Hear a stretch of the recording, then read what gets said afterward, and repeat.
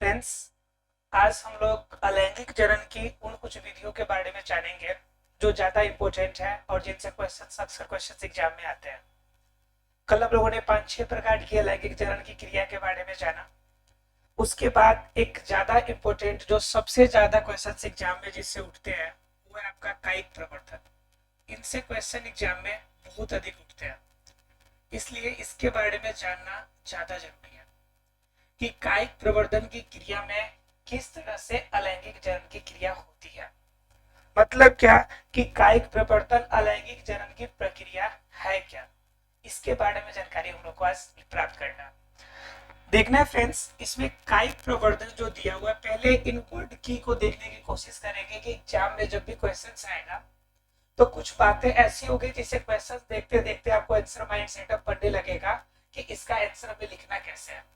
जैसे कायिक प्रवर्धन, सीधा सिंपल शब्दों में अगर देखा जाए तो कायिक का मतलब होता है शरीर का हिस्सा, शरीर का हिस्सा या फिर शरीर का भाग, शरीर का हिस्सा या शरीर का भाग।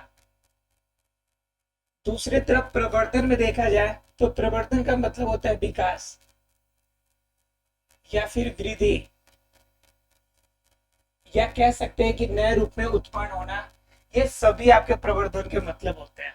इसका मतलब क्या हो गया कि कायिक प्रवर्धन एक प्रकार का अलैंगिक जनन जरूर है, अलैंगिक जनन है, जिसमें कैसे लैंगिक जनन की क्रिया होगी, जिसमें होगी शरीर के किसी भी हिस्से से, किसी भी भाग से जब नया विकास होगा, नई वृद्धि होगी, तब वह क्रिया होगी आपकी अलैंगिक जनन की प्रक्रिया।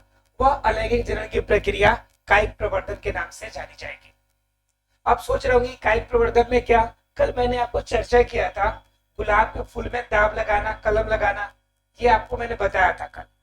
तो उसी विधि में जानना है कि कायिक प्रवर्धन की विधि, उसी में किस प्रकार से कौन कौन सी विधि होती है जो ज्यादातर एग्जाम में पूछी जाती है। तो कायिक प्रवर्धन एक अलैंगिक जनन की क्रिया है जिसमें क्या होगी कि शरीर के किसी भी हिस्से या किसी भी भाग से जब नए पौधे या नए जीव का विकास होगा या वृद्धि होगा, तो वह जो विधि होगी अलैंगिक जनन की, वह कायिक प्रवर्धन के नाम से जानी जाएगी। अब कायिक प्रवर्धन की क्रिया जब शरीर के किसी भी हिस्से से होनी है तो यह अलग अलग प्रकार के हो सकते हैं। यह प्राकृतिक भी स्वयं हो सकते हैं या फिर हम उसे चाहे तो अपने तरीके से भी लगा सकते हैं। तो इस आधार पे कायिक प्रवर्धन की क्रिया को हम दो भागों में बांटते हैं।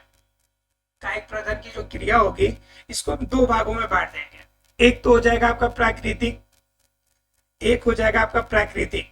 मतलब क्या, नेचुरल वे से, प्राकृतिक तौर पर जब कोई भी शरीर का, पौधे के शरीर का हिस्सा अगर टूट के अलग हो या उनसे जुड़ा ही रहे लेकिन फिर भी एक नया जीव का रूप धारण करे, तब वह आपकी कायिक प्रवर्धन की क्रिया प्राकृतिक रूप में जानी जाएगी। लेकिन जब इसी कायिक प्रवर्धन की प्रक्रिया को हम क्या करें, खुद से करें, तो यह हमारी क्या हो जाएगी जी, कृत्रिम रूप की। ये हो जाएगी कृत्रिम कायिक प्रवर्धन, कृत्रिम कायिक प्रवर्धन। अब क्या है कि दो तरह की विधि हो गई कि प्राकृतिक और कृत्रिम कायिक प्रवर्धन। अब इसमें भी क्या होती है कि जो प्राकृतिक तौर पे होगी तो प्राकृतिक तौर पे भी आपका अलग अलग तरीके का होगा। प्राकृतिक तौर पे भी एक तरह के तो होते नहीं है। इसके अंदर एक होगा जो कि आपका जमीन के अंदर, अब कायिक प्राकृतिक रूप में देख लीजिए कि इसके अंदर कौन कौन से हो सकते हैं। कि इसके अंदर क्या हो सकता है कि जो जड़ें है हमारी, वो जड़ नीचे की तरफ वृद्धि करे और नीचे की तरफ वृद्धि करके अलग अलग जीव का रूप धारण कर ले। जैसे आपने देखा होगा कंद, ठीक है, इसके अलावा शकरकंद, शकरकंद। तो ये क्या होते हैं कि जड़ के अंदर जाएंगे और अंदर जाके एक नया रूप धारण कर लेंगे इनके बल्ब से। जैसे आपने देखा होगा कि आलू है, तो आलू का क्या होता है कि आलू का कोई भी हिस्सा बल्ब निकलता है उसमें। जैसे ये आलू है तो इस आलू में छोटे छोटे बल्ब निकलते हैं, ये धरती के अंदर होता है लेकिन ये बल्ब निकलते हैं और इन बल्ब को हम काट कर क्या करते हैं, किसी भी जगह पे लगा देंगे टुकड़ा, तो इससे एक नया पौधा तैयार हो जाएगा, इससे नया पौधा बन जाएगा। तो ये क्या होगा जी, जड़ के भूस्तरीय, अर्थात क्या, भूमि के आंतरिक भाग में, भूमि के आंतरिक भाग में यह वृद्धि होगी, और इसके आधार पर क्या होगा कि आपका यह कायिक प्रवर्धन होगा। यह भी एक प्रकार की कायिक प्रवर्धन है, लेकिन ये क्या होगा, जमीन के अंदर होगा। एक होता है आपका भूस्तरीय, एक होता है आपका भूस्तरीय जो जमीन के स्तर पे रहेगा, भूस्तरीय यह जमीन के ऊपर रहेगा। जमीन के ऊपर का मतलब क्या, यह जमीन के जो जड़ होगी, जड़ के नीचे की तरफ नहीं बल्कि धरातल के समांतर जाएगी। जैसे आपने देखा होगा जो बरगद का पेड़ होता है, बरगद की पेड़ की जो जड़ें होती है वह समांतर रूप में साइड साइड में जाकर नए पौधे के रूप धारण कर सकती है। तो यहाँ पे जब जड़ें एकदम भूमि के स्तर में समान रूप से अगर चले समांतर रूप में, तो उससे भी नए जड़ें निकल सकती है। या फिर और क्या हो सकता है जी, कि पौधे के जड़ से हम निकालकर, पौधे को हम क्या करें, जड़ निकालें और एक जगह से निकालकर दूसरे जगह ले जाए, अर्थात कि प्रत्यारोपण कर दे हम। जिस तरह से आपने देखा होगा क्या, प्रत्यारोपण हो जाए, यानी एक जड़ को निकाल कर दूसरे जगह जड़ जाए, तो वो आपका प्रत्यारोपण हो गया, यानी जड़ के माध्यम से हो जाएगा। या फिर क्या हो सकता है कि कोई तना हो, ध्यान दीजिएगा, कोई तना हो और यह तना किसी भी रूप में धरती में सट जाए और वहां से एक नया पौधा का रूप धारण कर ले, तो ये हो सकता है। या फिर क्या हो सकता है कि कोई पत्तियां हो, कोई पत्ती हो और धरती पर गिरे और उस पत्ती से नया पौधा तैयार हो जाए, तो इससे भी क्या हो जाएगा, यह भी आपका कायिक प्रवर्धन के प्राकृतिक विधि हो जाएंगे। मतलब क्या, कायिक प्रवर्धन में प्राकृतिक तौर पर भी अलग अलग तरीकों से नए जीवों की उत्पत्ति होने की विधि होती है, अलग अलग तौर पे नए पौधे तैयार होते हैं। और तो ये होंगे आपके प्राकृतिक विधि, और कुछ होते हैं जो कृत्रिम विधि में यूज करते हैं हम। जैसे कृत्रिम विधि में हम लोग क्या यूज करते हैं, जैसे हम कलम लगाते हैं, कलम लगाते हैं। कलम लगाने का मतलब क्या होता है कि आपने देखा होगा कि आम का या फिर किसी चीज का पौधा आप खरीदने के लिए जाते हैं, तो देखते होंगे छोटे छोटे पौधे देते हैं आपको, और उन पौधों को आप लाके लगाते हैं, बड़ा सा पौधा बन जाता है। तो यह जो पौधे लगाते हैं उस सब लोग कहते हैं कलम लगाना। इसके अलावा एक ही पौधे में उसकी किसी तने वाले भाग में उसमें मिट्टी का लेप लगा के और उसमें क्या करा, एक जड़ को उत्पन्न करना जिससे नया पौधा बनाया जा सके, तो वो आपका दाब लगाना हो गया। तो ये विधि हो गया। ये भी आपके क्या हो गया जी, कृत्रिम तरीके से कायिक प्रवर्धन का विधि हो गया। इसके अतिरिक्त एक और विधि है जो सबसे ज्यादा आपका इंपोर्टेंट हो जाती है। ये तो हमने दो जाना, प्राकृतिक और कृत्रिम तरीके से। प्राकृतिक में क्या होगा कि शरीर का कोई सा ऑटोमेटिकली प्राकृतिक रूप से गिरे और उनसे एक नया जीव, एक नया पौधा तैयार हो, तो ये प्राकृतिक विधि हो गई। और कृत्रिम, जब इसी प्रवर्धन को, इसी अलैंगिक जनन की क्रिया को जब हम अपने तरीके से खुद के माध्यम से जब इसे करें, तो यह विधि जो होगी कृत्रिम कायिक प्रवर्धन की विधि होगी। ठीक है।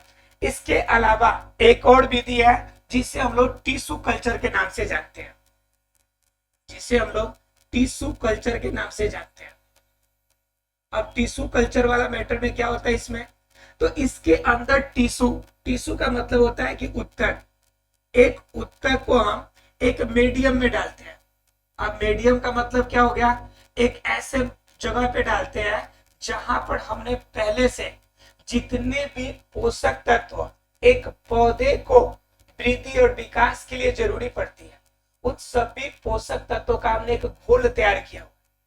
अब उस घोल में हम क्या करेंगे, पूरी तना को या जड़ को या पत्ती के किसी भाग को नहीं लेंगे, बल्कि सिर्फ उसके उत्तक विशेष को लेकर हम इसमें डालेंगे। और यहाँ पर पहले से हमें वो सारे पोषक तत्व अवेलेबल है।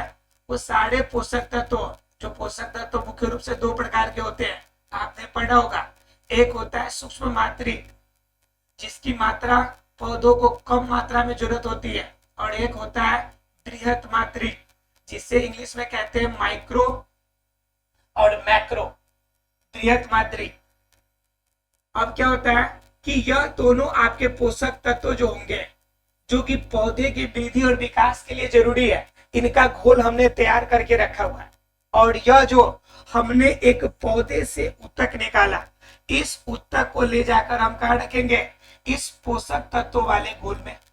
अब पोषक तत्व वाले घोल में हमने रख दिया तो क्या हो जाएगा, पोषक तत्व वाला जैसे घोल होगा उसके अंदर रखने के बाद यह उत्तक धीरे धीरे वृद्धि करना शुरू करेगा और विकास जब धीरे धीरे ज्यादा करेगा, जब ऐसा हो जाएगा कि वह स्वतंत्र रूप से भी अपना वृद्धि विकास कर सके, तो फिर उस उत्तक से बना हुआ जो वृद्धि किया हुआ जो भाग होगा, जो एक पौधा का स्वरूप होगा, इससे हम निकालकर किसी अन्य जगह जमीन में इसे ले जाकर लगा देंगे और इनसे हमें क्या हो जाएगा, एक नया पौधा हमें प्राप्त हो जाएगा।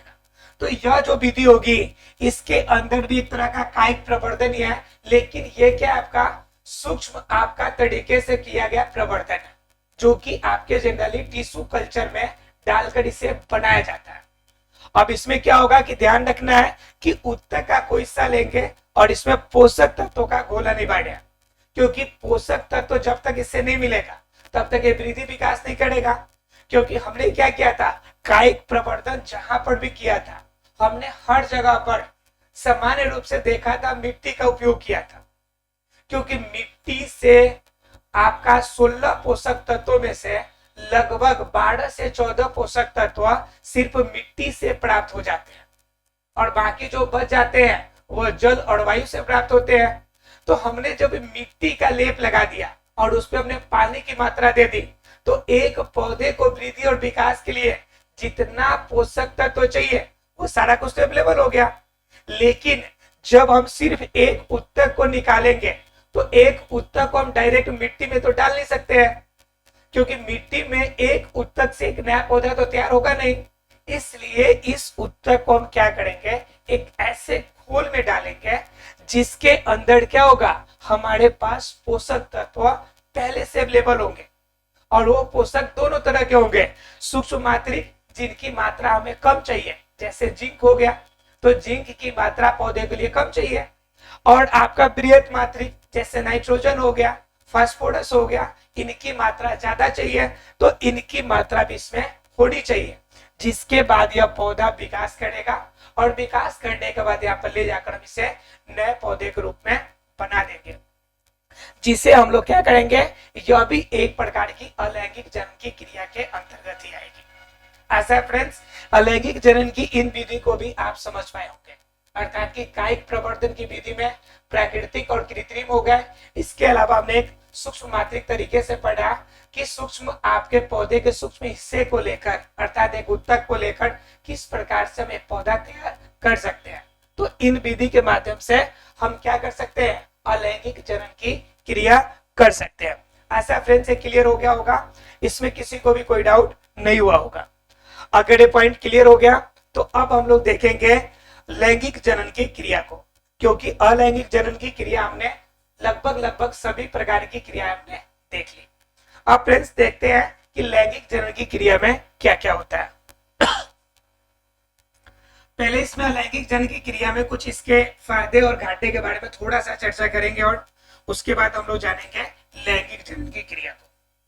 अब इसमें कुछ जानने की कोशिश करते हैं कि इससे में क्या बेनिफिट है और क्या इनसे लॉसेस है, क्योंकि कभी कभी एग्जाम में एडवांटेज और डिसएडवांटेज के क्वेश्चंस आते हैं कि हम लैंगिक जनन की क्रिया करते हैं, ये हमारे लिए बेनिफिशियल होता है या फिर नहीं होता है, या कहां तक बेनिफिशियल है, किस रूप में इसका इस्तेमाल किया जा सकता है। तो इसमें हम जानेंगे कुछ एडवांटेज और कुछ डिसएडवांटेज के बारे में। तो देखिए, हम बात कर लेते हैं अलैंगिक जनन के फायदे और घाटे की बात। अलैंगिक जनन, अब देखते हैं कि इसका पॉजिटिव पॉइंट क्या है और निगेटिव पॉइंट क्या है, यानी कि इसके लाभ क्या है और इसके हानि क्या है। अब देखिए, पहले चर्चा कर लेते हैं लाभ। लाभ में सबसे बड़ा लाभ ये होता है कि जैसा यह आपका द्विलिंगी पौधे से होता है, जिसमें नर और मादा दोनों अवेलेबल होते हैं, और इन दोनों जब एक साथ मिलकर एक ही जीव के अंदर होते हैं, इस वजह से इसके अंदर जो जीव नया बनता है वो बिल्कुल टू कॉपी बनता है।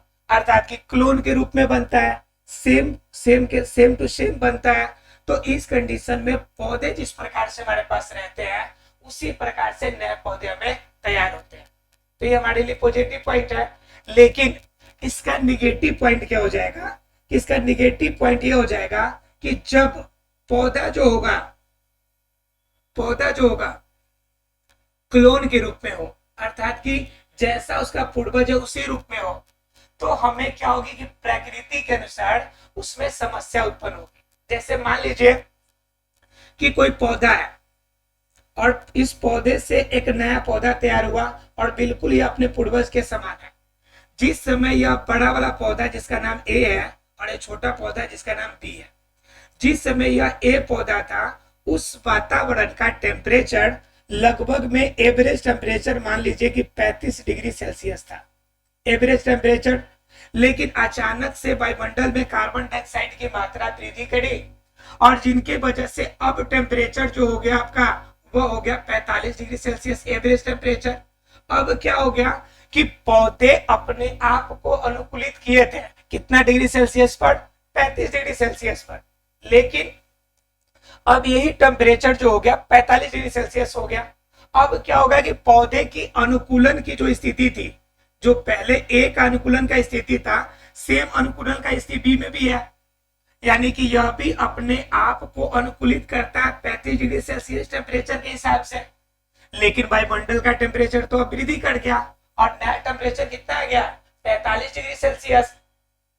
अब इसमें क्या होगा कि जो नया पौधा बना हुआ है, यह नया पौधा का ज्यादा से ज्यादा चांसेस होगा कि यह पौधा अपने आप को इस टेम्परेचर के अकॉर्डिंग ढाल नहीं पाएगा, जिनके वजह से यह हो सकता है कि जो पौधा ए था उनकी प्रजाति खतरे में पड़ जाए, उनका अस्तित्व क्या हो जाए? समाप्त हो जाए।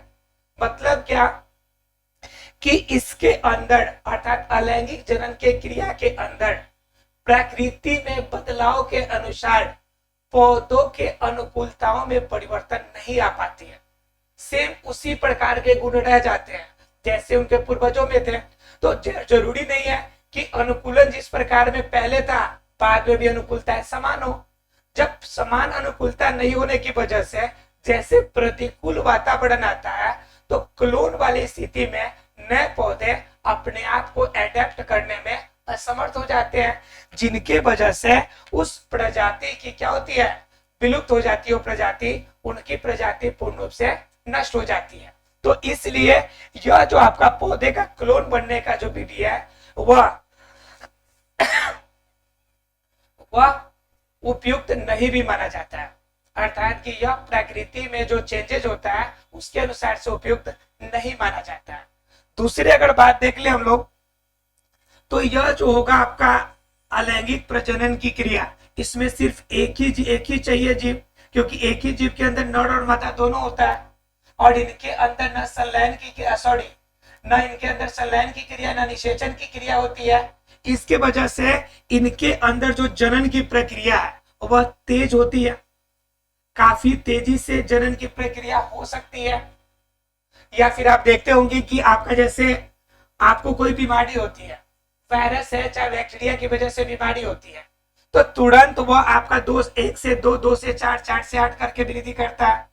तो जल्दीबाजी में उसकी जनसंख्या वृद्धि करती है, जिनके वजह से उनकी जनसंख्या में वृद्धि तेजी से हो जाती है। तो यह इनके लिए पॉजिटिव पॉइंट है कि इनकी वृद्धि तेजी से होती है। लेकिन इसका हानि भी है। इसका हानि क्या है? तेजी में वृद्धि होने के कारण, तेजी में वृद्धि हो रहा है, यह तो इनके लिए पॉजिटिव था, लेकिन यह तेजी में वृद्धि अन्य जीवों के लिए खतरनाक साबित हो जाती है। अगर शाकाहारी जीव अगर अवेलेबल ना हो, शाकाहारी जीव की जनसंख्या अगर घट जाए तो पेड़ पौधों की जनसंख्या इतना अधिक हो जाएगी, पेड़ पौधों की जनसंख्या इतना अधिक हो जाएगी कि धरती पर फिर क्या हो जाएगा जी? कार्बन डाइऑक्साइड की मात्रा को फिर कंट्रोल करना मुश्किल हो जाएगा। इसके अतिरिक्त अगर हम क्या देखें, अगर तेजी से वृद्धि कर रहा है तो इतना ज्यादा आपका बैक्टीरिया और वायरस की वजह से इतना ज्यादा बीमारियां आपका बढ़ना शुरू हो जाएगा कि जिससे हम लोग को कंट्रोल करना मुश्किल हो जाता है, जिससे हम लोग क्या कर पाते हैं जी? कंट्रोल नहीं कर पाते हैं। तो ये हमारे लिए क्या हो जाते हैं जी? हानि के कारण बन जाते हैं।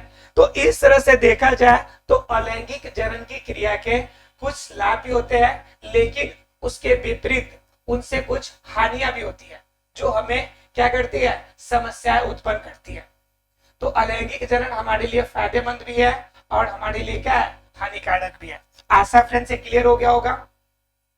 अब देखेंगे हम लोग लैंगिक जनन की क्रिया के बारे में। अलैंगिक जनन की क्रिया पूर्ण रूप से लगभग हम लोगों ने समाप्त कर लिया है और इतने ही टॉपिक से लैंगिक जनन में क्वेश्चंस एग्जाम्स में पूछे जाते हैं।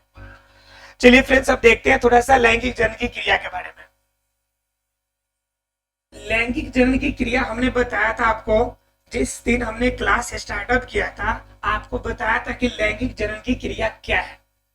लैंगिक जनन की क्रिया में हमने आपको बताया था मुख्य रूप से कि लैंगिक जनन की क्रिया वैसी क्रिया है जिसके अंतर्गत मुख्य रूप से दो आपके जीवों की आवश्यकता पड़ती है।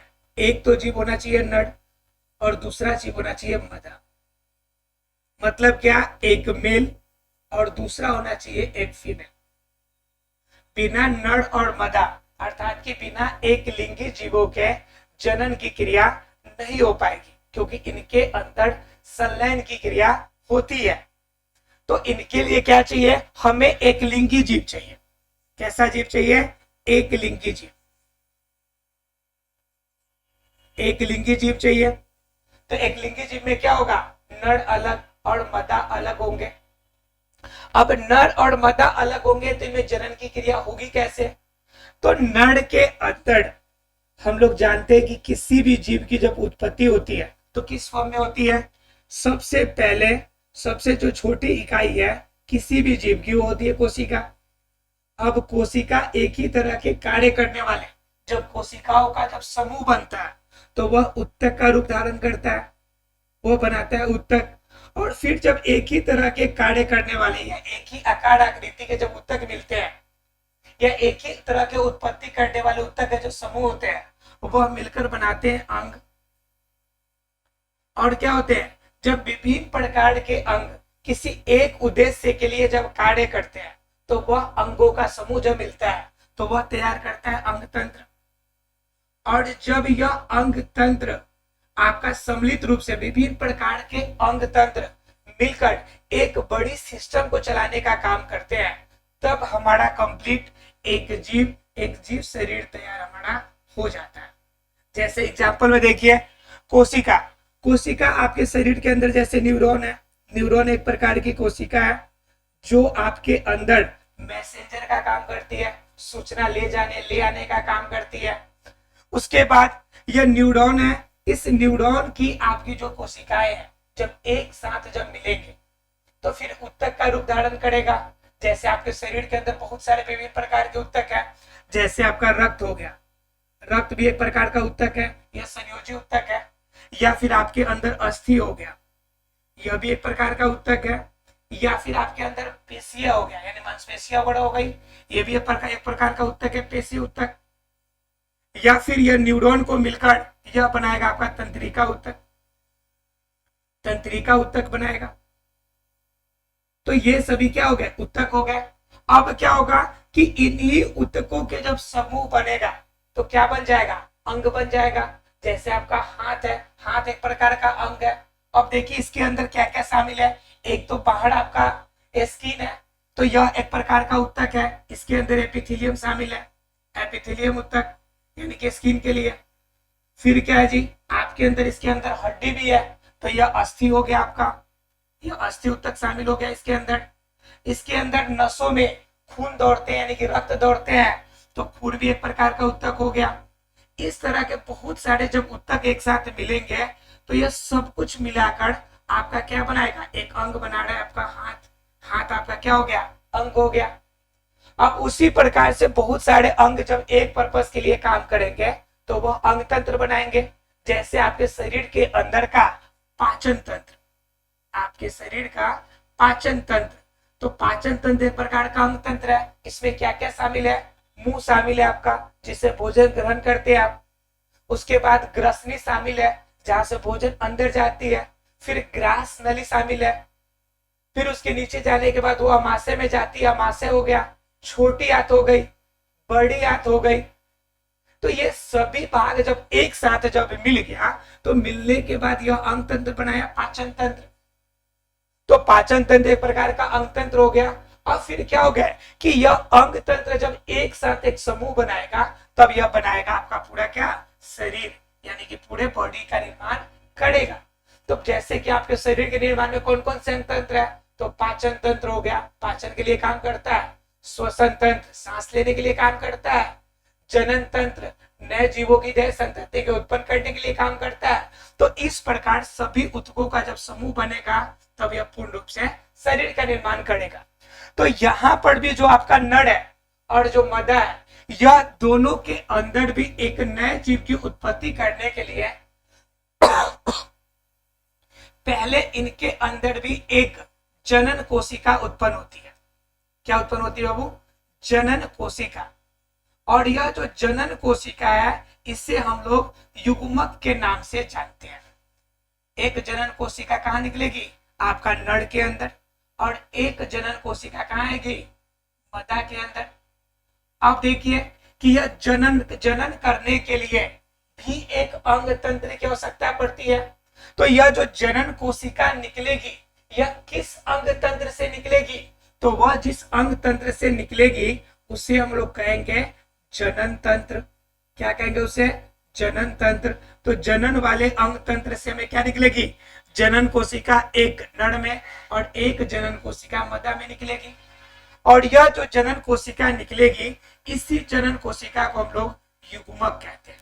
क्या कहते हैं हम लोग? युग्मक के नाम से जानते हैं।